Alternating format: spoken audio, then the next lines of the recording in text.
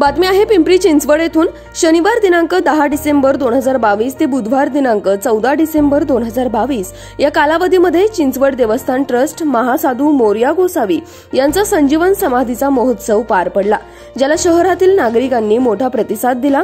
महासाधू मोरया गोसावी यांच्या संजीवन समाधी महोत्सवानिमित्ताने पुणे जिल्ह्याचे पालकमंत्री चंद्रकांत पाटील यांच्या हस्ते महोत्सवाचा उद्घाटन समारंभ पार पडला।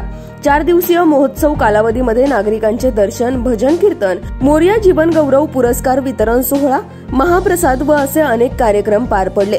बुधवार दिनांक 14 डिसेंबर 2022 या शेवटच्या दिवशी सकाळी 7 वाजता मंदिरावर ड्रोनच्या सहाय्याने पुष्पवृष्टी करण्यात आली। त्यानंतर दुपारपासूनच महाप्रसादाला नागरिकांनी हजारोंच्या संख्येने गर्दी केली।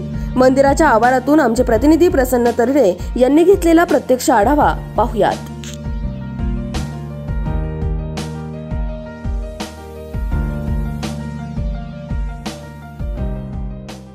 आता मी आहे चिंचवड येथील महासाधू मोरया गोसावी यांच्या मंदिराच्या परिसरात। 10 डिसेंबर 2022 रोजीपासून मोरया गोसावी महासाधू यांची संजीवनी समाधी महोत्सव या ठिकाणी चालू झालेला होता।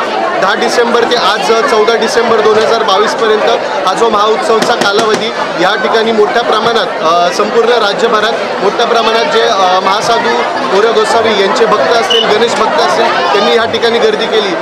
जर पहिल्या दिवसापासूनच आपण पाहिलं तर मोठ्या प्रमाणातच इथं भाविकांचा ओढ आपल्याला पाहायला मिळाला। आज शेवटचा दिवस आहे। आज सकाळपासूनच या ठिकाणी भाविकांची मोठ्या प्रमाणात गर्दी आपल्याला पाहायला मिळत आहे। सकाळीच मंदिरावर ड्रोनच्या साहाय्याने पुष्पवृष्टी करण्यात आली। हा जो मागचा माझा सगळा जर परिसर पाहिला तर या ठिकाणी महाप्रसादाची सोय केलेली आहे। जवळपास हजारो नागरिक या ठिकाणी आता या क्षणी या ठिकाणी जमलेले आहेत। कॅमेरामॅन मारुदा शिवरायसह प्रसन्न तरडे, आपला आवाज पिंपरी।